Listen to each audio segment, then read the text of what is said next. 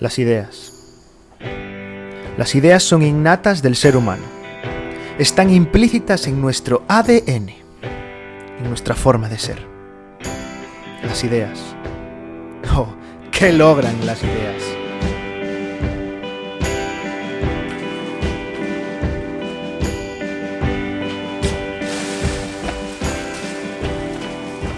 Desde que el mundo es mundo, el ser humano ha buscado inspiración en los rincones más profundos.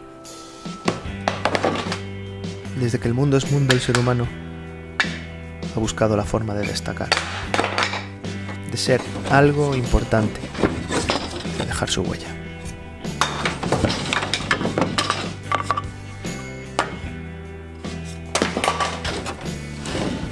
Desde el Homo erectus al Homo sapiens.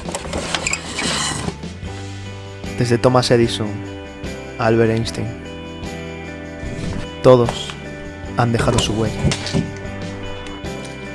por algo muy importante, por tener ideas.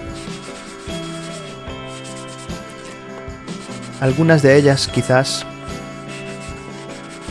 no son importantes, ni hayan sido importantes, ni lo serán nunca. O a lo mejor, algún día, esa idea que estaba en el último cajón de la mesilla de noche puede llegar a ser una idea que cambia el mundo.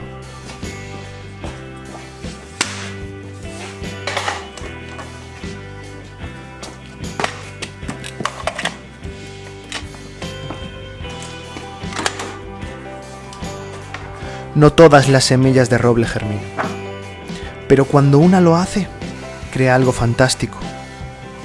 Y si muchas lo hacen, lo que logran es algo hermoso, algo maravilloso, que tú y yo podemos disfrutar.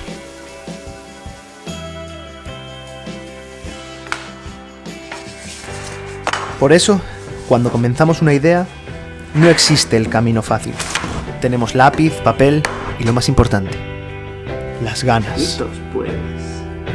Empezamos.